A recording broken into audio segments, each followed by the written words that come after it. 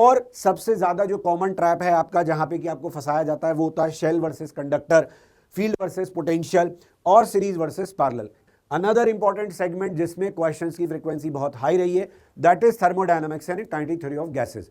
तो इसमें ये आपके इंपॉर्टेंट टॉपिक्स हैं जिनके ऊपर आपको काम करना चाहिए, जैसे फर्स्ट लॉ हो गया, पीवी और वीटी ग्राफ्स हो गए, एडियाबैटिक रिलेशंस हो गए, आइसोथर्मल का वर्क डन हो, हीट पंप हो गया, ब्लैक बॉडी रेडिएशन हो गया, गैस मिक्सचर हो गया, काइनेटिक थ्योरी के आइडियाज हो गए, X rays, photoelectric, nucleus के अंदर, न्यूक्लियर फिजिक्स के अंदर nuclear binding energy, radioactivity में radioactive decay, matter wave के अंदर डी ब्रोगली वेवलेंथ का कैलकुलेशन। कुल मिलाकर इन टॉपिक्स पे आपको ध्यान देने की जरूरत है। रेजोनेंस और हाई फ्रीक्वेंसी, तो ये सब पे आपको फोकस करना है। मूविंग ऑब्जेक्ट्स और मिरर लेंस कॉम्बिनेशन के क्वेश्चन भी काफी पूछे जाते हैं। ये इंपॉर्टेंट फॉर्मूला रहे आपके जिन पे सबसे ज्यादा क्वेश्चंस पूछे गए हैं। जेई एडवांस और जेई मेन की तैयारी के अंदर एक बहुत ही बड़ा डिफरेंस है और वो डिफरेंस ये है कि हमारे जो टॉपिक्स का वेटेज है वो काफी कुछ चेंज हो जाता है। हमारे लिए ये जानना बहुत जरूरी है कि जेई एडवांस के कौन से टॉपिक्स हैं जिनकी प्रायोरिटी सबसे ज्यादा रहती है, क्योंकि इस लिमिटेड टाइम के अंदर अगर हम चाहते हैं कि हम अच्छा रैंक सिक्योर कर सके और मार्क्स भी अच्छे ला सके तो उसके लिए ज़रूरी है कि इस लास्ट के समय में, इस लास्ट पीरियड में हम जो है अपनी तैयारी को उन टॉपिक्स पे फोकस करके करें जिनसे कि हम मैक्सिमम अपना आउटपुट निकाल सकते हैं। तो आज के सेशन में मैं आपके लिए ऐसे ही टॉपिक्स लेकर आया हूं फिजिक्स के अंदर जो कि टॉप मोस्ट प्रायोरिटी पे रहे हैं, और ये टॉप मोस्ट प्रायोरिटी मैंने अपने मन से डिसाइड नहीं करी है, ये टॉप मोस्ट प्रायोरिटी डिसाइड की है 2007 से लेके 2025 तक जितने भी जेई एडवांस के पेपर हुए उन सब के बहुत अच्छे एनालिसिस के बाद। तो सबसे प्रायोरिटी पे जो टॉपिक है फिजिक्स के अंदर वो है इलेक्ट्रोस्टैट्स एंड कैपेसिटेंस। तो इलेक्ट्रोस्टैट्स एंड कैपेसिटेंस में आप देख सकते हो कि इसकी जो फ्रीक्वेंसी रही है ये जितनी बार आया है तो 2007 से लेके 2025 तक ऑलमोस्ट हमको सब जगह पे ये दिख रहा है कि इलेक्ट्रोस्टैट्स और कैपेसिटेंस। शायद आप सोच रहे होंगे कि इलेक्ट्रोस्टैट्स और कैपेसिटेंस में साथ में क्यों बोल रहा हूं, बिकॉज आप जानते हैं कि जेई की जो पैटर्न रहता है क्वेश्चन पूछने का वो मिक्सिंग रहता है, तो क्वेश्चंस को मिक्स किया जाता है। तो इसी मिक्सिंग के अंदर आपके जो सबसे कोर आइडिया, जो सबसे ज्यादा पूछे गए, जिन पे सबसे ज्यादा फोकस रहा, जिनका सबसे ज्यादा मिक्सिंग का किया गया, उनमें Gauss law, electric field, potential, flux, dipoles, ये सब इलेक्ट्रो के पार्ट हो गए। यानी कि इलेक्ट्रोस्टैट्स के अंदर आप इन टॉपिक्स पे सबसे ज्यादा फोकस करें, ये समय की डिमांड है। इसके बाद आते हैं कैपेसिटर में parallel plate capacitor, dielectric, grounding और इमेज चार्ज स्टाइलिंग। तो ये सारा जो पार्ट है इस पर आपको फोकस करने की जरूरत है। जेई पैटर्न जो है वो आपको जैसा मैंने बताया कि मिक्सिंग रहता है, साइन कन्वेंशन के ऊपर खेलता है, सर्किट ट्रांसलेशन होता है, और सबसे ज्यादा जो कॉमन ट्रैप है आपका जहां पे कि आपको फंसाया जाता है वो होता है shell versus conductor, field versus potential और सीरीज वर्सेस पैरेलल। ये कॉमन जगह है जहां पे कि हम ट्रैप में आ जाते हैं, सही से चीजों को नहीं पहचान पाते। तो अपनी बात के सपोर्ट के लिए मैं आपको भी क्वेश्चन भी कराऊंगा। उससे पहले यहाँ पे फॉर्मूलों का लिस्ट दिया हुआ है जो कि रिवीजन के हिसाब से सबसे ज्यादा इंपॉर्टेंट है और हमारी जो अभी क्वेश्चन प्रैक्टिस है उसमें भी काम आने वाले हैं। लेकिन ये बहुत ही कंसाइज जो मटेरियल है वो मैं आपको दे रहा हूं, बहुत ही कंसाइज आपको बता रहा हूं, पार्ट ऑफ सिलेबस जो कि आपकी तैयारी को चार चांद लगा देगा। तो अब हम देखते हैं ये सवाल, डाइपोल का सवाल है। डाइपोल के एक ही क्वेश्चन के अंदर हमको पोटेंशियल, इलेक्ट्रिक फील्ड सब दे दिया गया, मतलब डाइपोल के साथ में एक्सटर्नल इलेक्ट्रिक फील्ड भी यहाँ पे इन्वॉल्व है। बोला गया है कि ये जो सरफेस है ये सरफेस आपकी पोटेंशियल कांस्टेंट वाला सरफेस है। तो अब होगा क्या, यहां पे एक तो डाइपोल के कारण आपको इस सरफेस पे पोटेंशियल मिलेगा, दूसरा आपको मिलेगा आपके एक्सटर्नल इलेक्ट्रिक फील्ड के कारण। डाइपोल के कारण मैं बात करूं तो जैसे कि हम यहां देख सकते हैं डाइपोल मूवमेंट वेक्टर हमको दिया हुआ है। On the basis of that मैं देख सकता हूं कि मेरा जो डाइपोल मूवमेंट है डाइपोल का वो एक्स एक्सिस से 45 डिग्री पर होगा। अब अगर मैं इस सरफेस पर कोई भी रैंडम पॉइंट ले लूं तो उस रैंडम पॉइंट से मान लेता हूं डाइपोल एक्सिस का एंगल बन रहा है फाई, तो बिकॉज ऑफ द डाइपोल में यहां पोटेंशियल क्या लिखूंगा, KP cos phi upon R square. और इसके अलावा एक्सटर्नल फील्ड के कारण मैं लिखूंगा E R cos phi, yes और नो। ये मेरा पोटेंशियल हो जाएगा, ई डॉट डी एल से मैंने लिखा है। तो मेरा पोटेंशियल एक्सटर्नल फील्ड के कारण तो हुआ इतना। अब यहां पे एक बहुत ही जरूरी बात, अगर हमें ये पोटेंशियल कांस्टेंट चाहिए तो हमें एक चीज़ को मानना पड़ेगा कि हमारा डाइपोल मोमेंट वेक्टर और एक्सटर्नल इलेक्ट्रिक फील्ड आपस में परफेक्टली अलाइन है। अगर वो अलाइन नहीं होंगे तो फिर हमारे पॉइंट पर हमको इलेक्ट्रिक फील्ड के दो कंपोनेंट मिल जाएंगे, जिनमें से एक टेंजेंशियल टू द सरफेस होगा और टेंजेंशियल टू सरफेस आते ही आप समझ जाओ कि पोटेंशियल कांस्टेंट नहीं रह सकता। तो हमें ये चाहिए कि हमारा डाइपोल मूवमेंट और इलेक्ट्रिक फील्ड परफेक्टली अलाइन हो। अब ये अगर पोटेंशियल की वैल्यू है तो हमें दिख रहा है कि इस पोटेंशियल की वैल्यू में ये जो पोटेंशियल है ये इस फैक्टर पे डिपेंड कर रहा है और हमें चाहिए कि डिपेंडेंसी ना हो, कांस्टेंट रहे। तो फिर हम जीरो पोटेंशियल मान के चलते हैं, बिकॉज कांस्टेंट पोटेंशियल में सबसे कन्वीनियंट आइडिया इज दैट कि हम ये मान लें कि ये सरफेस जो है ये जीरो पोटेंशियल की है, बिकॉज ये cos फाई वाला फैक्टर जब तक यहाँ एक्टिव रहेगा तब तक हमारे लिए dependence with phi, dependence with position रहेगी, यानी अलग अलग पोजीशन का अलग अलग पोटेंशियल होगा, which is not possible because question said it clearly that potential constant रहना चाहिए। तो इसको अगर हम इक्वेट जीरो के बराबर करते हैं तो एक तो हमें यहाँ से E का वैल्यू मिल जाएगा, कितना मिल जाएगा, तो KP/R³, ये हमको वैल्यू ऑफ इलेक्ट्रिक फील्ड मिल गया। P का वैल्यू हमको पीछे दिया हुआ है तो हम P का वैल्यू यहाँ रख देंगे तो एक्सटर्नल इलेक्ट्रिक फील्ड हमको मिल गया। ये हमारा पहला काम हुआ, वैल्यू रख दे तो 1/4πε0। P का वैल्यू हमारे पास है P0/√2 I cap plus J cap और ये आ गया हमारा R³। तो ये हमारे इलेक्ट्रिक फील्ड की वैल्यू हो गई। इस इलेक्ट्रिक फील्ड की वैल्यू के साथ में अब हम आगे बढ़ते हैं तो हम क्या देखते हैं, पहले हमारे ऑप्शंस में हम देख लें कि magnitude of total electric field on any 2 points of the circle will be same. कोई भी 2 पॉइंट्स पे हमारा इलेक्ट्रिक फील्ड, तो अभी हमने एक्सटर्नल इलेक्ट्रिक फील्ड निकाला है, अब हमको निकालना है जनरल इलेक्ट्रिक फील्ड। तो हमारे पास एक्सटर्नल इलेक्ट्रिक फील्ड का मैग्नीट्यूड E0 था, तो मैग्नीट्यूड हमारे पास E0 था, तो हमने वैल्यू, ये तो E वेक्टर हो गया, इसी का हम मैग्नीट्यूड ले लेंगे तो दैट विल बी E0। ठीक है, ये तो हमको समझ में आ गया। अब इसके बाद हम आगे बढ़ते हैं। अगर हमको पोटेंशियल दिया हुआ है और हमको इलेक्ट्रिक फील्ड चाहिए तो हमारे पास क्या जुगाड़ है, -∂V/∂R। This is the most convenient thing, जिससे हम पोटेंशियल किसी भी पोजीशन, इलेक्ट्रिक फील्ड किसी भी पोजीशन में निकाल सकते हो और डेफिनेटली ये टोटल इलेक्ट्रिक फील्ड होगा। तो वो कितना हो जाएगा, KP cos φ/R² में हम इसको डिफ्रेंशिएट करेंगे तो इट विल बी -2/R³, और इधर करेंगे तो -E cos φ, ये हमको मिलेगा।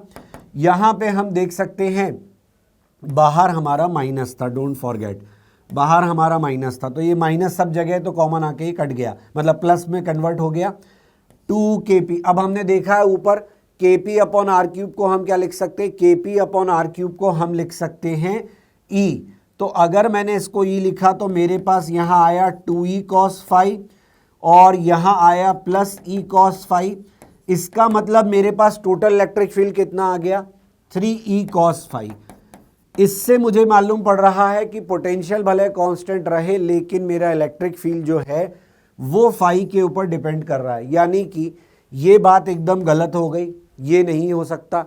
अगली चीज क्या है, total electric field at point A. अब पॉइंट ए और पॉइंट बी दो पोजीशन हमको दिए गए हैं, तो हम देख रहे हैं क्वेश्चन में कि जो सिचुएशन हमको दी गई है उस हिसाब से हमारे को यहाँ पे फाई का वैल्यू क्या रखना है। तो ए जो है वो हमें दिख रहा है कि डाइपोल मोमेंट के अलाइन है और हमारा इलेक्ट्रिक फील्ड भी हमने उधर देख लिया, तो हम कहेंगे कि फाई की value, phi should be 0 for A. If phi equal to 0 for A तो हम बोलेंगे टोटल इलेक्ट्रिक फील्ड हो गया 3E होगा।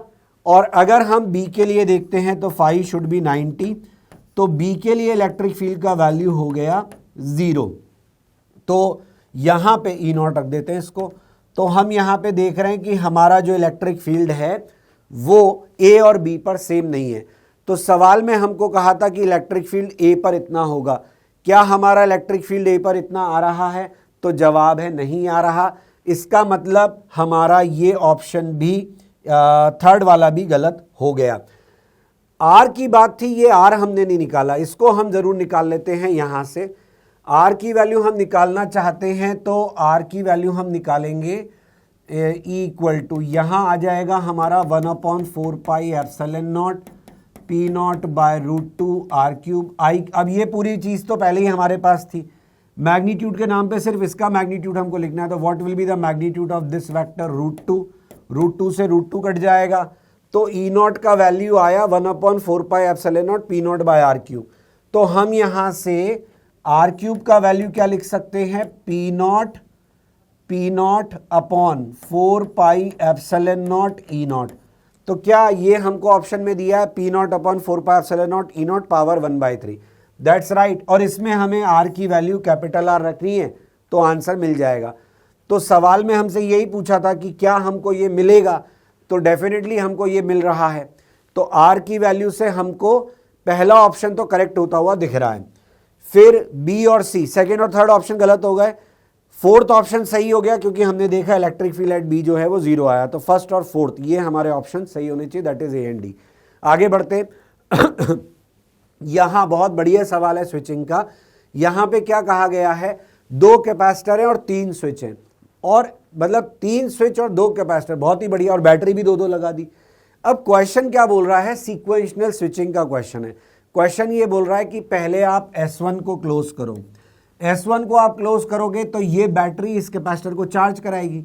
तो कायदे से आपका जो C1 है उसके ऊपर क्या चार्ज आ जाएगा, इधर आ जाएगा 2C1 V0, इधर आ जाएगा 2C1 V0 माइनस का, ठीक है ना। सवाल में ये भी दिया है कि आपके जो सारे कैपेसिटेंस हैं वो आपस में इक्वल हैं, दोनों कैपेसिटेंस जो हैं वो आपस में इक्वल हैं, ठीक है। तो हम इसको बोल सकते हैं कि C1 पे इस वक्त जो चार्ज है वो 2CV0 और -2CV0 है, ठीक है। इसके बाद हमने बोला कि अब S1 को खोल दो और S2 को क्लोज कर दो। तो आप जानते हो कि S1 और S2 जो हैं, मतलब C1 और C2 जो हैं, अब वो आपस में शेयरिंग करेंगे। और इस वक्त कौन चार्ज होके बैठा हुआ है, C1, C2 पे कोई चार्ज नहीं है। तो क्या होगा, आधा चार्ज यहाँ आएगा, आधा चार्ज यहाँ आएगा, और इन दोनों पे बराबरी से चार्ज जो है वो बट जाएगा। तो सवाल में बोला कि charge on the upper plate of C1, मतलब तीसरा स्टेप अभी हमको लेना बाकी है, तो चलो तीसरा स्टेप भी ले लेते हैं। थर्ड स्टेप में हमको बोला है कि S3 जो है अब इसको क्लोज करो, S2 को ओपन कर दो। तो S1 तो ओपन पड़ा ही है, S2 भी ओपन हो गया। S3 क्लोज किया तो क्या होगा, ये जो C2 है अब ये इस बैटरी से कनेक्ट होगा जिसका पोटेंशियल V0 है। तो ये जो बैटरी है इसकी पोलैरिटी अलग है, तो वो क्या करेगी, C2 का जो नेगेटिव चार्ज है प्लेट पर, उस पर वो अपना चार्ज पुश करेगी, और तब तक करेगी जब तक कि ये चार्ज कितना ना हो जाए +CV0 और यहाँ ना हो जाए -CV0। तो हुआ क्या, C1 पर तो ये चार्ज रह गया, लेकिन C2 पर S3 क्लोज करने के बाद ये चार्ज आया फाइनली। तो हम देख रहे हैं ऑप्शन, अब C1 में बोला कि charge on the upper plate of C1 is 2CV0 after some time, गलत है। फिर बोला कि charge on the upper plate of C1 is CV0, ये सही है।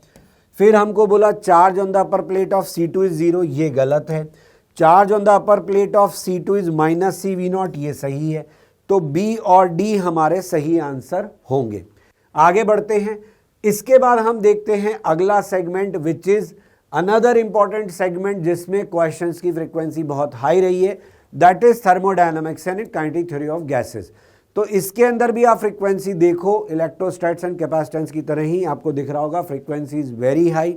जो कोर आइडिया रहे, आप जानते हो थर्मोडायनामिक्स केटीजी अपने आप में मिलाकर काफी बड़ा पोर्शन है, but you need to focus on these thing, particularly on these thing जो है क्वेश्चंस आए हैं, तो आपको इनके ऊपर फोकस करना है। जब मैं थर्मोडायनामिक्स एंड केटीजी बोल रहा हूं तो डेफिनेटली मैंने उसमें heat transfer, calorimetry, thermal expansion, elasticity include कर लिया है। तो मतलब बेसिकली मैं हीट की बात कर रहा हूं। तो इसमें ये आपके इंपॉर्टेंट टॉपिक्स हैं जिनके ऊपर आपको काम करना चाहिए, जैसे फर्स्ट लॉ हो गया, PV और VT ग्राफ्स हो गए, एडियाबैटिक रिलेशंस हो गए, आइसोथर्मल का वर्क डन हो गया। देखो आपको कितनी प्रिसाइज इंफॉर्मेशन में दे रहा हूं, आपको पूरे सिलेबस में से किस चीज़ पर इस आखिरी समय में फोकस करने की सबसे ज़्यादा ज़रूरत है ये बता रहा हूँ। हीट पंप हो गया, ब्लैक बॉडी रेडिएशन हो गया, गैस मिक्सचर हो गया, काइनेटिक थ्योरी के आइडियाज़ हो गए। जेई का जो पैटर्न है वो क्या रहा है, आपसे एक्सपेक्टेड रहा है कि ग्राफ का इंटरप्रिटेशन करो और प्रोसेस पहचानो। Identification before you calculate anything, कुछ भी कैलकुलेट करने से पहले आइडेंटिफाई कर लो प्रोसेस क्या है। की फॉर्मूला जो रहे आपके, जैसे फर्स्ट लॉ का फॉर्मूला जिसमें इंटरनल एनर्जी कैलकुलेट करवाई गई सबसे ज़्यादा, आइसोथर्मल के वर्क डन का फॉर्मूला जो कि इंपॉर्टेंट है, एडियाबैटिक रिलेशंस, इसमें पीवी का रिलेशन, टीवी का रिलेशन, एवरीथिंग इज इंपॉर्टेंट, और उसके बाद आपका कार्नोट इंजन का एफिशिएंसी। तो ये रहा सवाल हमारे पास, क्वेश्चन में हमको दिया गया है कि हमारे पास यहाँ पे ये हमारी स्पेसिफिक हीट है और हीट पूछा है जो रिक्वायर होगी सब्सटेंस को ले जाने के लिए कहाँ से कहाँ तक, -73 to 27 डिग्री। थर्मोडायनेमिक सवाल है तो ऑब्वियसली टफ सवाल तो नहीं होते, बनने वाले सवाल होते, लेकिन कैलकुलेशन हमको करनी पड़ती है। तो -73 को अगर हम कन्वर्ट कर ले केल्विन में तो हम जानते हैं हमें 200 केल्विन मिल जाएगा, और फाइनल टेम्परेचर जो है हमारा 27, तो उससे हमको मिल जाएगा 300 केल्विन। तो बेसिकली जो हीटिंग हम कर रहे हैं वो 200 से 300 केल्विन ले जाने वाली है।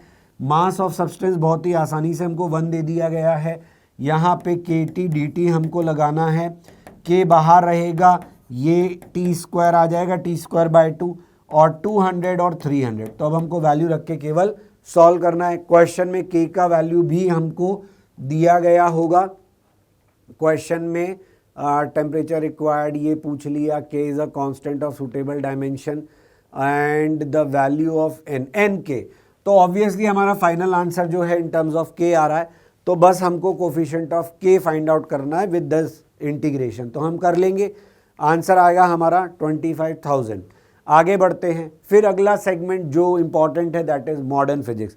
मॉडर्न फिजिक्स के अंदर हम देखते हैं कि क्वेश्चंस की फ्रीक्वेंसी वंस अगेन इलेक्ट्रोस्टैट्स की तरह काफ़ी हाई रही है। कोर आइडिया जो रहे वो आपके रहे Bohr model, X rays, photoelectric, nucleus के अंदर, न्यूक्लियर फिजिक्स के अंदर nuclear binding energy, radioactivity में radioactive decay, matter wave के अंदर डी ब्रोगली वेवलेंथ का कैलकुलेशन, और क्वांटम और न्यूक्लियर रीजनिंग के हमारा जो टनल होता है और हमारा जो डिके होता है, हमारा जो पार्टिकल्स क्रिएशन होता है, वो सब के ऊपर डिस्कशन है। जेई पैटर्न के अंदर हमारा जो क्वेश्चन है वो किस किस पे आता है, तो हमारा आता है रॉ कैलकुलेशन पे। रॉ कैलकुलेशन की बजाय हम जो लॉज उन पे काम करते हैं, हाफ लाइफ स्केलिंग जो होती है हमारी उस पे काम करते हैं, एनर्जी लेवल डिफरेंसेस के इस शेल का एनर्जी लेवल डिफरेंस, इसका energy level difference, rest mass energy का डिफरेंस, बाइंडिंग एनर्जी निकालने में काम आता है। ये सारी कैलकुलेशन के ऊपर क्वेश्चंस बने हैं। तो ये इंपॉर्टेंट फार्मूला रहे, जैसे ये एटॉमिक स्ट्रक्चर से फार्मूला आ गया, ये मैटर वेव से फार्मूला आ गया, this is from photo electric effect, यहाँ रेडियो एक्टिविटी से आ गया आपका एक्टिव न्यूक्लियाई टाइम टी पे हाफ लाइफ, और एक्सरे के अंदर जो सबसे ज़्यादा ट्रेंडिंग रहा वो रहा आपका एनर्जी प्रोपोर्शनल टू Z-1 का स्क्वायर फॉर कैरेक्टरिस्टिक लाइंस। तो इन सब पे आपको फोकस करने की ज़रूरत है। ये रहा क्वेश्चन आपका। ये क्वेश्चन कम अरेंजमेंट ज़्यादा था पर अच्छा क्वेश्चन है, क्योंकि क्वेश्चन का जो साइज़ है वो अपने आप में डराने के लिए काफ़ी है। तो सवाल में हमको दिया गया है कि पार्टिकल जो है वो इस फोर्स के अंडर में घूम रहा है और उसकी पोटेंशियल एनर्जी भी हमको दी गई है। फोर्स बोला गया है सेंट्रीपिटल फोर्स है, मतलब सेंट्रल फोर्स है, तो डेफिनेटली ये सेंट्रल फोर्स है, तो सर्कुलर ऑर्बिट में यही फोर्स हमको सेंट्रीपिटल प्रोवाइड करेगा। तो सबसे पहली चीज़ तो इस KR को हम mv²/r के बराबर रख दें। अब सवाल में हमसे बोला क्या गया है, एक तो हमसे R की वैल्यू पूछी गई, एक V की वैल्यू पूछी गई, L/mr² और एनर्जी, यानी चारों ऑप्शन हमको कैलकुलेट करने पड़ेंगे। लाइक मेन एक ऑप्शन से हमारा काम नहीं चलेगा, तो ऑब्वियसली जे एडवांस है तो सारे ऑप्शंस पे काम करने की ज़रूरत पड़ेगी। तो यहाँ R का आंसर अगर हम देखें तो हमें बहुत इजीली दिख रहा है कि इस तरीके से आ रहा है, लेकिन हम जो यहाँ पे देख रहे हैं फॉर्मूला, इस फॉर्मूले से तो हमको नहीं आ रही फील, इस फॉर्मूले से हमको नहीं आ रही फील कि वो वाला आंसर आएगा, तो हम इसको यहीं पे छोड़ देते हैं। क्वेश्चन को आगे पढ़ते हैं। क्वेश्चन में आगे क्या बोला है, एंगुलर मोमेंटम को आप इस तरीके से लिख सकते हो। इसका क्या मतलब हुआ, इसका मतलब ये हुआ कि हम एंगुलर मोमेंटम यानी mvr को इस तरीके से लिख सकते हैं, यानी v का वैल्यू मैं इस तरीके से लिख सकता हूँ। अगर v का वैल्यू मैं इस तरीके से लिख सकता हूँ तो on putting the value of v from equation 2 in equation 1 we will have r² बराबर m/k, v² करूँगा तो n² h²/m², तो मेरे पास आना चाहिए r² बराबर n² ये एच स्क्वायर के एम, तो हमारा यहाँ पे आर स्क्वायर का वैल्यू हमको N square H square upon K M मिला, लेकिन ऑप्शन में हमको ये अंडर रूट लगा के दिया गया है। तो क्या ये अंडर रूट आ रहा है? कैलकुलेशन एक बार फिर चेक कर लें। v का वैल्यू इतना था, हमने स्क्वायर किया, दैट्स राइट, हमने स्क्वायर किया तो N square H square by M square आया, ये भी सही है।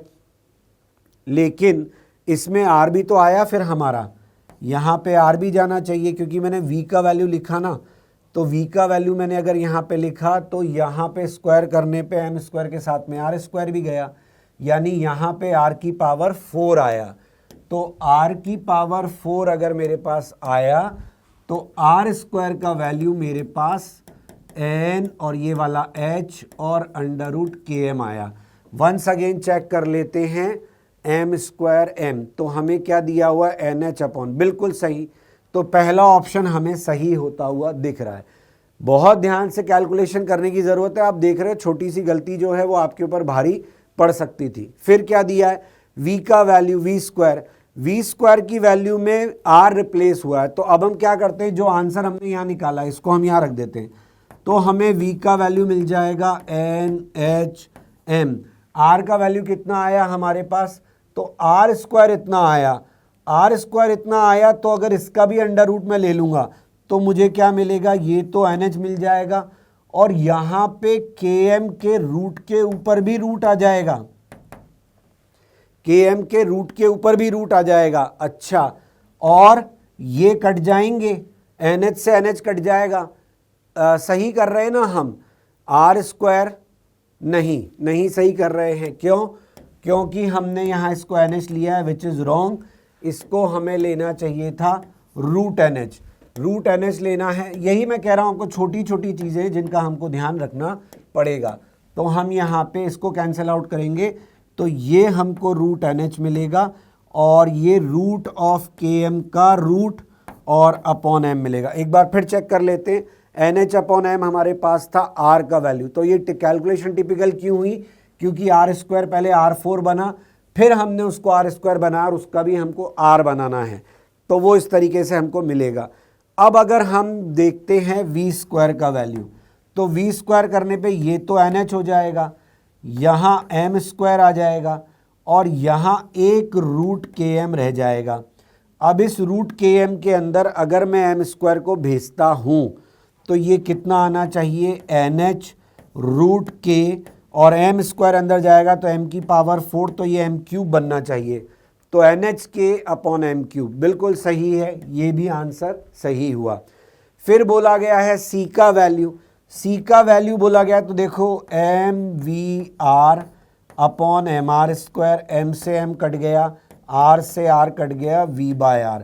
अब देखो भाई, अपने पास V और R की वैल्यूज़ दी हुई हैं, तो एक काम करते हैं, अपने पास V स्क्वायर R स्क्वायर है, तो V बाय आर अपन निकाल लेंगे। पहले अपन इससे निकाल लेते हैं V square by R square करके, तो ये NH है, ये root K by M cube है, R स्क्वायर का वैल्यू NH है, और इधर MK है, यही है ना। तो NH से NH कैंसिल हो जाएगा, यहाँ पे क्या आ जाएगा अपने पास? यहाँ आ जाएगा रूट ऑफ MK स्क्वायर, है ना, रूट के तो K स्क्वायर, और नीचे M क्यूब है, तो ये कितना आ जाएगा? Root of K square by M square. और अगर मैं इसका अंडर रूट लूँगा तो क्या आ जाएगा? इसका अंडर रूट लूँगा, ये तो K बाय M बाहर आ गया ना हमारा, K बाय M हमारा बाहर आ गया, तो V बाय R की value K by M, V square by R square की वैल्यू आई K बाय M, तो V बाय R की वैल्यू क्या आई? Root K by M। That's right, C भी सही लग रहा है। फिर आता है D क्या है? D सबसे इंटरेस्टिंग है। D is about energy is what? Kinetic plus potential. Kinetic आपके पास होगी हाफ mv स्क्वायर, और पोटेंशियल आपको दी हुई है यहीं पर KR स्क्वायर बाय 2। अब फिर से आपका काम बढ़ गया, क्योंकि आपको V स्क्वायर भी रखना पड़ेगा और R स्क्वायर भी रखना पड़ेगा, तो m/2 V स्क्वायर का वैल्यू ये रहा। इतनी मदद क्वेश्चन में हमारी ज़रूर हुई है कि हमको क्वेश्चन के अंदर जो ए और बी पार्ट है इसकी मदद से सी और डी कैलकुलेट करने में आसानी हो रही है। और इधर हमारे पास क्या है, इधर है हमारे पास k/2, आर स्क्वायर का वैल्यू है NH अपॉन में √mk। अब इसको हम सॉल्व करते हैं तो क्या हमको फील आ रहा है कि ऐसा आंसर हमको मिलेगा। m² में से m बाहर आया होगा, है ना, तो कट गया होगा, तो ये रह गया होगा NH/2 √k/m, और वहाँ भी हमारे पास है NH/2 और √k/m, तो that makes it NH √k/m, जबकि यहाँ दिया है NH/2, ये गलत है। NH/2 तो काइनेटिक एनर्जी की वैल्यू आ रही है और पोटेंशियल एनर्जी की वैल्यू आ रही है, जोड़ेंगे तो डी ऑप्शन गलत लग रहा है, बाकी सारे ऑप्शन सही हैं। तो आंसर है ए, बी और सी। आगे बढ़ते हैं। SHM and oscillation is the next part जिसपे कि सबसे ज़्यादा क्वेश्चन आए। और जब मैं SHM एंड ऑसिलेशन बोल रहा हूँ तो मेरा मतलब है कि वेव ऑन स्ट्रिंग भी आ गया, साउंड वेव भी आ गया और SHM तो कंसिडर हो ही गया। तो SHM एंड ऑसिलेशन के अंदर क्वेश्चन आपको ऑलमोस्ट इन सब ईयर्स में मिले। अब आप देख सकते हो थोड़ी फ्रिक्वेंसी कम हुई है। कोर आइडिया जो रहे वो कौन से रहे, स्प्रिंग मास मोशन रहा, पेंडुलम स्टाइल पीरियड रहा, स्मॉल ऑसिलेशंस, ये बहुत इंपॉर्टेंट वर्ड है, आप देखते हो। SHM के सवालों के अंदर सबसे खास बात क्या है कि जेई को पसंद है कि वो SHM को ग्रेविटी में भी डाल दे, इलेक्ट्रो में भी डाल दे, रोटेशन सेटअप में भी डाल दे, और वो उसको फ्रीक्वेंसी, रिस्टोरिंग टॉर्क, ये सब जगह पे लगा दे। की फॉर्मूला जो रहते हैं हमारे लिए वो है एक्स का, वो है टाइम पीरियड का, वो है स्मॉल ऑसिलेशन का और अपेरेंट वेट का। ये सब जो है SHM के अंदर प्रैक्टिस करने की ज़रूरत है। क्वेश्चन देख लेते हैं। क्वेश्चन क्या कह रहा है। क्वेश्चन दिया है कि आपको F की इक्वेशन दी है, आपसे कहा position and momentum of block निकालो T = π/4 पे। तो आप इस इक्वेशन को जमा सकते हो, आप -20 बाहर ले लो और ये इस तरीके से लिखा जा सकता है, इस तरीके से लिखा जा सकता है। अब इसको कंपेयर कर लो -m⍵² x - x0 के साथ में, इसको कंपेयर करेंगे तो हमें मालूम पड़ रहा है कि m⍵² का वैल्यू 20 है। m की वैल्यू हमको क्वेश्चन में दी हुई है, m की वैल्यू क्वेश्चन में दी हुई है 5 kg। तो यहाँ रखेंगे तो ω² का वैल्यू हमको 4, यानी ओमेगा का वैल्यू 2, यानी टाइम पीरियड का वैल्यू 2π/ω, यानी कि पाई सेकेंड मिल गया। अब सवाल ये बोल रहा है कि t = 0 पर ये रेस्ट पर था, पोजीशन x = 1 पे। तो हमें इस सिचुएशन में क्या क्या मालूम पड़ा, हमें मालूम पड़ा कि वो रेस्ट पर है, पोजीशन x = 1 पे, और इक्विलिब्रियम पोजीशन हमको दिख रही है उसकी कहाँ पर, इक्विलिब्रियम पोजीशन हमें दिख रही है उसकी हाफ पर। तो इससे हमको मालूम पड़ रहा है कि SHM जो है उसमें x = -1/2 ये इक्विलिब्रियम पोजीशन है, और क्वेश्चन बोल रहा है कि वो यहाँ पर रेस्ट में था। तो इसका मतलब ये हुआ कि this position is the extreme position and this position is the mean position. अब पार्टिकल यहाँ से चलेगा, माइनस क्यों लिखा मैंने, इसको हाफ लिखना है ना मुझे, इसको डिफरेंट कलर में लिख देता हूँ ताकि हमें ये क्लैरिटी से दिख जाए। तो ये है x = 1 और ये है x0, that is mean position, ठीक है ना। तो अब सवाल क्या बोल रहा है कि t = 0 पर हम यहाँ थे, ठीक है, फिर हमने चलना शुरू किया, पोजीशन एंड मोमेंटम पूछा है। तो इस क्वेश्चन को आप तभी कर पाओगे जब आप इसका फेजर ड्रॉ कर लोगे। अब जो टाइम हमको दिया है π/4, ये क्लियरली हमको बता रहा है कि नेक्स्ट जिस मूवमेंट की वो बात कर रहा है वो मूवमेंट कौन सा है, वो मूवमेंट है t/4, because time period is pi. तो t/4 टाइम में फेजर यहां से चल के यहां आ जाएगा। इस इंफॉर्मेशन से हमारा काम कितना आसान हो गया। अगर हम इस पोजीशन पे आ गए तो इस पोजीशन पे आने के बाद हमें मालूम है, हमसे क्या क्या पूछा गया है, पोजीशन बताओ। तो पोजीशन हमारी है हाफ, हाफ वाले कौन से ऑप्शन है, सी और बी। तो ये तो हमारे हाफ वाले ऑप्शन है। जब हम मीन पोजीशन पे होते हैं तो हमारी वेलोसिटी क्या होती है, मैक्सिमम। तो जीरो वाला केस तो हो नहीं सकता, तो बिना सॉल्व करे मैं बोल सकता हूं आंसर विल बी सी। और अगर मुझे इसकी वैल्यू लिखनी भी है तो वेलोसिटी मैक्सिमम होगी डाउनवर्ड डायरेक्शन में होगी, क्योंकि यहां से चल के जब आपका ब्लॉक यहां पहुंचेगा, फेजर इधर पहुंचेगा, तो ब्लॉक की वेलोसिटी किधर होगी? ब्लॉक की वेलोसिटी होगी डाउनवर्ड डायरेक्शन में। यस और नो? तो मुझे -5 kg मिलेगा ही मिलेगा। So answer will be C. आगे बढ़ते, EMI और मैग्नेटोस्टैटिक्स, इन पर भी क्वेश्चन आया है। इसकी भी फ्रीक्वेंसी आप देख सकते हो काफ़ी हाई है। EMI और मैग्नेटोस्टैटिक्स में मतलब आपका जो मैग्नेटिज्म में स्टैटिक वाला पार्ट है वहाँ के लिए बात कर रहे हैं। मैग्नेटोस्टैटिक्स का मतलब ये है कि हम मैग्नेटिज्म को यूज़ कर रहे हैं, मतलब वो जहाँ पे हमारा इलेक्ट्रिक फील्ड इंड्यूस्ड वाला पार्ट आता है, जहाँ पे मैग्नेटिक फील्ड वेरी करता है, तो वहाँ कोई मोशन नहीं हो रहा होता है। तो फैराडे लेंज लॉ पे फोकस करो, रोटेशनल EMF पे फोकस करो, इंडक्टर पे फोकस करो, रोटेटिंग लूप्स पे फोकस करो, एम्पियर लॉ पे ध्यान दो, magnetic field, torque on loop, AC impedance and resonance. कुल मिला के इन टॉपिक्स पे आपको ध्यान देने की जरूरत है। किस तरह क्वेश्चन आए हैं? इन्होंने कंबाइन किया है फ्लक्स चेंज को ज्योमेट्री के साथ में, फिर या कंपेयर कराया फेज करंट बिहेवियर को लो फ्रीक्वेंसी पे। तो हमें पता होना चाहिए AC जब हम पढ़ते हैं low frequency, high pass filter, low pass filter, resonance और हाई फ्रीक्वेंसी, तो ये सब पे आपको फोकस करना है। ये रहे आपके इंपॉर्टेंट फार्मूला जिनको आपने देखा है और देखकर आप पहचान भी गए होंगे। ये आपके सबसे इंपॉर्टेंट फार्मूला है on my observation, on the basis of my observation. ये रहा सवाल which is a very good question. Question में आपको क्या दिया गया? क्वेश्चन में आपको सिचुएशन दी गई है। सिचुएशन में आपको दिया गया है कि this is your XY Z axis. तो आपका जो इलेक्ट्रिक फील्ड है वो जो मैग्नेटिक फील्ड है वो बेसिकली +Z में, मतलब बाहर की तरफ है। और जो दो पॉइंट्स आपको दिए गए हैं वो रैंडम पॉइंट है स्पेस में, मतलब एक के कोऑर्डिनेट आप देख सकते हो -√3, A, 0। तो ये सेम Y पर हैं लेकिन इनका X सेम नहीं है, ठीक है ना। तो ये दो एंगल इस तरीके से बना रहे हैं, ठीक है।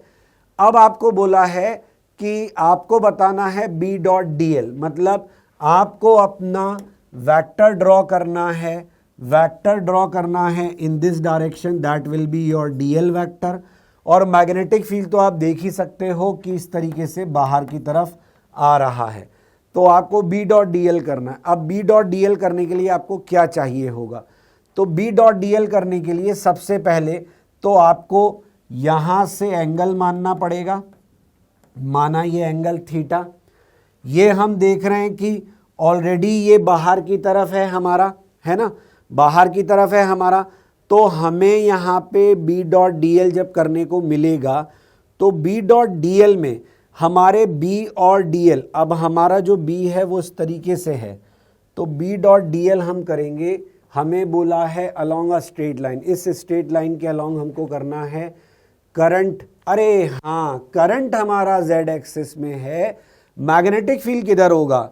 तो करंट हमारा Z एक्सिस में है तो मैग्नेटिक फील्ड किधर होगा हमारा? तो मैग्नेटिक फील्ड की डायरेक्शन हम देखेंगे, X हो गया, Y हो गया, Z हो गया। तो ये इस तरीके से कैरी कर रहा है। अब अगर किसी पॉइंट पर मैं मैग्नेटिक फील्ड और इसके बीच में एंगल देखता हूं तो मुझे एंगल कितना मिलेगा? तो ऑलरेडी ये एंगल होगा 90, और 90 के अलावा मतलब ये टोटल एंगल मुझे चाहिए। ये टोटल एंगल कितना हो जाएगा? तो 90 प्लस 90 माइनस थीटा, क्योंकि इस ट्राइंगल में ये एंगल थीटा है तो ये 90, तो ये बचा हुआ एंगल 90 माइनस थीटा हो गया, और एक एंगल 90 ऑलरेडी है। तो 90, क्योंकि B.dl में हमको B.dl को जब हम खोलेंगे तो लिखेंगे B.dl cos अल्फा, और cos अल्फा में अल्फा की वैल्यू हम रखेंगे तो cos alpha will be this 90 plus 90 minus theta, है ना। ये हमारा टोटल एंगल आएगा cos का। तो इतना एंगल हमारा आएगा cos अल्फा, ये हो जाएगा cos 180 minus theta, that makes it minus cos theta. तो हमें फाइनली B.dl की वैल्यू क्या मिल रही है? हमें मिल रहा है B.dl माइनस का cos थीटा। इसका इंटीग्रेशन हमको करना है, और अब हम इसका इंटीग्रेशन जब करेंगे तो dl हमारा ऑब्वियसली हम इस पॉइंट से इस पॉइंट जा रहे हैं तो z कोऑर्डिनेट बदल नहीं रहा, y कोऑर्डिनेट बदल नहीं रहा, x ही कोऑर्डिनेट बदल रहा है। तो why डोंट मैं इसको x लिख दूं, तो मैं इसको लिख देता हूं B dx cos थीटा। अब आप सोच रहे होगे कि सर आपने इसको dl से dx बनाया, फ़ायदा क्या हुआ? फ़ायदा अभी बताऊंगा आपको। जैसे मैग्नेटिक फील्ड लिखना है तो मैग्नेटिक फील्ड में क्या लिखूंगा, तो इस वायर से मेरे जो इस पॉइंट की डिस्टेंस है ये क्या रही होगी, तो मान लेता हूं the position of the this point, this dl vector जो मैंने छोटा सा एलिमेंट इस लाइन पे माना है, उसकी पोजीशन है y एक्सिस से x डिस्टेंस पे, और ये डिस्टेंस तो a ही होगा क्योंकि जितने भी एलिमेंट में इस लाइन पे मानूंगा उन सब के लिए मेरा a तो सेम ही है, और मेरे पास यहां पे ये होगा r, तो मैं b लिखूंगा mu not I upon 2 pi r, इसको मैं लिखूंगा mu not I upon 2 pi, in terms of x मैं इसको क्या लिख सकता हूं, under root of X square plus A square, और कॉस थीटा को मैं क्या लिखूंगा, तो कॉस थीटा को भी मैं लिख सकता हूं बहुत इजीली, थीटा मेरा ये एंगल था तो थीटा को मैं लिख सकता हूं a upon under root of A square plus X square. Now you can integrate very easily in terms of x, और अगर x की टर्म में नहीं करना चाहते हो तो फिर dx को बदल के कॉस थीटा की टर्म में लिख दो, थीटा की टर्म में लिख दो, तो उसके बेस पे भी सॉल्व कर सकते हैं हम। तो हमारे पास यहाँ पे अब केवल इंटीग्रेशन का काम रह गया है। तो ये बहुत अच्छा क्वेश्चन था। फाइनली हमको इसमें जो लिमिट रखनी होगी, अगर x की टर्म में इंटीग्रेशन कर रहा हूँ तो मुझे -√3 से +a की तरफ रखना पड़ेगा, और अगर मैं इन टर्म्स ऑफ थीटा रखूँगा तो फिर मुझे ये देखना होगा कि this angle is anti clockwise, this angle is clockwise, तो इस एंगल को पॉजिटिव लूंगा तो उस एंगल को नेगेटिव लूंगा लिमिट रखते टाइम। ये एंगल भी मैं निकाल सकता हूं बहुत इजीली, क्योंकि ये साइड तो मेरे पास है ही ना, a√3 और a, तो ये एंगल निकल सकता है। इसी तरीके से ये वाला एंगल भी निकल सकता है। वैसे निकालना क्या है, इसमें तो दिख ही रहा है कि 45 है, और ये मुझे दिख रहा है कि 60 डिग्री है, तो +60 और -45 ये लिमिट ऑफ एंगल हो गई। तो हम x से करें या एंगल से करें, इसको हम सॉल्व कर सकते हैं। तो बहुत अच्छा सवाल था ये। फिर इसके बाद आता है ज्योमेट्रिकल ऑप्टिक्स। ज्योमेट्रिकल ऑप्टिक्स की फ्रीक्वेंसी भी आप देख सकते हो काफ़ी हाई है। इसमें जिनके ऊपर फोकस करने की जरूरत है वो लेंस मिरर फार्मूला हो गया, रिफ्रैक्शन थ्रू स्लैब हो गया, प्रिज्म से डेविएशन हो गया, Brewster angle, TIR, magnification, image motion, ये सब इंपॉर्टेंट है। ब्रूस्टर एंगल आप बोलोगे कि ये तो वेव ऑप्टिक्स का पार्ट है, लेकिन ब्रूस्टर एंगल और TIR का आपस में कंबाइन करके क्वेश्चन फ्रेमिंग हो जाता है। जेई क्या करता है, जेई जनरली ऑप्टिक्स को लेयर्ड मीडिया के क्वेश्चंस में रैप अप करता है। मूविंग ऑब्जेक्ट्स और मिरर लेंस कॉम्बिनेशन के क्वेश्चन भी काफ़ी पूछे जाते हैं। ये इंपॉर्टेंट फार्मूला रहे आपके जिन पे सबसे ज़्यादा क्वेश्चंस पूछे गए हैं। ये रहा सवाल। इस क्वेश्चन को भी आप अगर सॉल्व करने जाओगे तो आपको ये समझना है कि इस क्वेश्चन के अंदर जो कंडीशन आपको दी गई है कि ऑब्जेक्ट जो है उसी पर इमेज बने, तो ऑब्जेक्ट पर ही आपको इमेज बनानी है। तो इसको सोचने के दो तरीके। एक, लोग तो ये कहते हैं कि भाई हम यहाँ पे इस तरीके से दूसरा लेंस कंसिडर कर लें, है ना, और हम ये मान लें कि इस कॉम्बिनेशन ऑफ लेंस का, ये तो एक्चुअल में लेंस है ही हमारे सामने, एक हमने लेंस और जो है, क्योंकि ये मिरर की तरह काम कर रहा है, एक लेंस और नीचे मान लिया, तो हमने O को सेंटर ऑफ कर्वेचर मान लिया, है ना, this is 1 point centre of curvature. दूसरा पॉइंट ये कहता है कि अच्छा आप अगर ऐसा नहीं करते हो, कॉम्बिनेशन से चलना चाहते हो, तो कॉम्बिनेशन से चलने में क्या होगा, अगर आप चाहते हो कि ये सरफेस मिरर की तरह काम कर रही है, तो मिरर पे पड़ने वाली लाइट जो है वो वापस कब लौटती है, नॉर्मल मतलब जिस डायरेक्शन में आई थी उसी डायरेक्शन में कब लौटती है। तो हमको मालूम है कि मिरर पे 90 डिग्री पे जो लाइट गिरती है वो वापस उसी डायरेक्शन में उल्टा लौट जाती है। तो अगर मैं चाहता हूं कि ओ पे इमेज बने, तो मेरे इस मिरर के ऊपर लाइट जो है वो 90 डिग्री पे गिरनी चाहिए, और लाइट 90 डिग्री पे यहाँ गिरनी चाहिए। इसका मतलब ये जो मेरे पास लेंस का कॉम्बिनेशन है, इस कॉम्बिनेशन ऑफ लेंस का ये पॉइंट तो फोकस होना चाहिए, क्योंकि फोकस से जब लाइट इस तरीके से आएगी तभी वो लाइट इस तरीके से पैरेलल बीम बन के जाएगी, और वो पैरेलल बीम मिरर पे इंसिडेंट होगी एट द एंगल 90, तो ही वो इस तरीके से वापस लौट सकती है। तो अगर हम इस फिलॉसफी से चलते हैं तो 1/f equivalent will be, definitely पहला कॉन्केव लेंस है तो हमारा -n-1, क्योंकि उसका मीडियम हमको पता नहीं है, और रेडियस हमको जो भी दिया हुआ है r, ठीक है ना। और दूसरे केस में क्या हो जाएगा, दूसरे केस में हमारा 1.6 माइनस 1 डिवाइड बाय आर, ये हो जाएगा, ठीक है ना, ये हमारा इक्विवेलेंट फोकल लेंथ हो जाएगा। तो हमें क्वेश्चन में क्या दिया गया है कि ये जो फोकल लेंथ है, मतलब ये जो पॉइंट ओ है इसकी हाइट h है, यानी focal length is equal to h, focal length is equal to h। तो यहां से n और h का रिलेशन हमको नजर आ रहा है। एक इक्वेशन बनानी थी केवल हमको, उस एक इक्वेशन से we can solve this question. आगे हमें कॉम्बिनेशन दिए हुए n और h के, लेकिन सारा दिमाग हमको इस बात में लगाना था कि ये एक इक्वेशन कैसे बनेगी। तो जेईई एडवांस के क्वेश्चन में यही चीज इंपॉर्टेंट होती है। अगला हम देखते हैं तो हमें वेव ऑप्टिक्स में अब थ्योरी की बात मैं नहीं कर रहा हूं क्योंकि आप अच्छे से जानते हो वेव ऑप्टिक्स के अंदर जो है इंटरफेरेंस, डिफ्रैक्शन, पोलराइजेशन, ये 3 टॉपिक है और फॉर्मूले भी बहुत कम है। यहां पे हमको रेशो जो दिया गया है वो ये बोला गया है कि लाइट जो है अनपोलराइज सब तरफ जा रही है, 2 पॉइंट्स हैं, वहां पे जो इंटेंसिटी है लाइट की उसका रेशो है IA बाय IB और उसकी वैल्यू दी हुई है 2। अब हमने क्या करा कि 2 पोलराइड 45 डिग्री पर रख दिए, उनके बीच में एंगल है और वो पॉइंट बी से पास हो रहे हैं। तो इस क्वेश्चन के अंदर ए पर तो कोई फर्क नहीं पड़ेगा, लेकिन बी वाले की इंटेंसिटी बदल जाएगी। पहला वाला जो पोलराइड हमने रखा है वो इंटेंसिटी को ऑब्वियसली आधा कर देगा, जो भी इंटेंसिटी रही होगी। तो इनिशियली इंटेंसिटी क्या थी, इंटेंसिटी थी IB, पॉइंट बी पर जो लाइट की इंटेंसिटी थी वो IB थी। पहले पोलराइजर से निकलते ही वो कितनी रह गई, वो रह गई IB बाय 2। फिर मालूज लॉ लगा, क्यों, क्योंकि अगला हमने जो एनालाइजर है उसको 45 डिग्री पे रखा है, तो IB की वैल्यू बदल गई।